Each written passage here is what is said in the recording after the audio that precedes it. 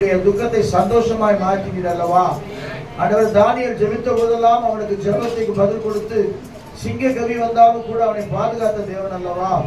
ஆண்டவரே, இந்த நாளில் நம்முடைய பிள்ளைகள் இந்த ஞாயிற்றுக்கிழமை வேளையில கையை உயர்த்தி இருக்கிற பிள்ளைகளுக்காக நான் கண்ணீரோடு ஜெபிக்கிறேன்.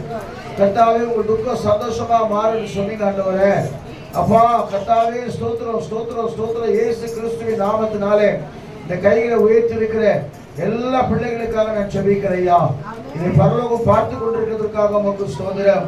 ஆண்டவரே, நீர் கரங்களை தொட்டு கர்த்தாவே நீர் ஆசீர்வதிக்க போறதற்காக நாங்கள் உம்மை ஸ்தோத்திரிக்கிறோம்.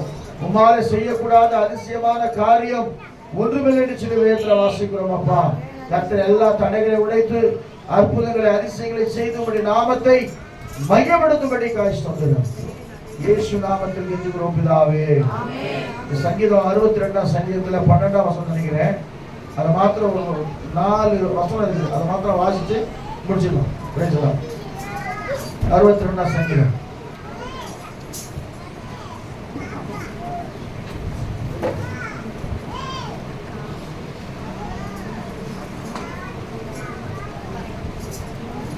எடுத்துங்களா? 10ஆம் வசனம் வாசிக்கலாமா? கொடுமையை நம்பாதிருங்கள். இல்ல 62 தானே? நான் தப்பா சொன்னது இல்லையா? சங்கீதம் 60 மன்னிக்கணும் 66ஆம் சங்கீதம் 8 வாசிங்க. ஜனங்களே, நம்முடைய தேவனை ஸ்தோத்திரித்து அவருடைய துதிக்கும் சத்தத்தை கேட்க பண்ணுங்கள். நம்முடைய கால்களை தள்ளாட ஒட்டாமல் நம்முடைய ஆத்துமாவை உயிரோடு வைக்கிறார். தேவனே எங்களை நல்லா கவனிங்க. கடந்த வருடமும் நமக்கு சோதனையான ஆண்டா இருக்கலாம். இந்த வருஷம் மீட்பின் ஆண்டு ஆண்டவர் சொல்றார். தேவனே எங்களை சோதித்தீர், வெள்ளியை புடமிடுகிறது போல எங்களை புடமிட்டீர்.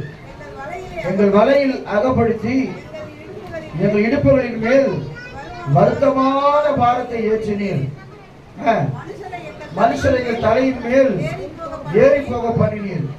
தீயையும் தண்ணீரையும் கடந்து வந்தோம். செழிப்பான இடத்திலே எங்களை கொண்டு வந்து விட்டீர். சர்வாங்க தகன பலிகளோடு உங்கள் ஆலயத்திற்குள் பிரவேசிப்பேன். என் இக்கட்டில் நான் என் உதடுகளை திறந்து என் வாயினால் சொல்லிய பொருத்தனைகளை உமக்கு செலுத்துவேன். போதும். சர்வாங்க தகன பலியோட நீங்க வர போறீங்க. ஆண்டவர் கிட்ட பண்ண பொருத்தனைகளை செலுத்த போறீங்க. தீயும் தண்ணீரையும் கடந்து வந்திருக்கிறீங்க. உங்களை செழிப்பான இடத்துல கர்த்தர் கொண்டு வர போறேன். சொல்லுவோமா? ஆகவே தனிப்பட்ட ஜெபத்துல இன்னும் அதிகமா ஜெபிங்க. சபையில் வைக்கிற உபவாசம் கொடுத்துக்கு இன்னும் அதிகமா ஜெபம் பண்ணுங்க. கர்த்தர் உங்களை ஆஸ்வதிக்க போறாரு. ஜெபத்துக்கு ஜெபம் பண்ணுங்க. முடிச்சிடலாம். இருக்கா?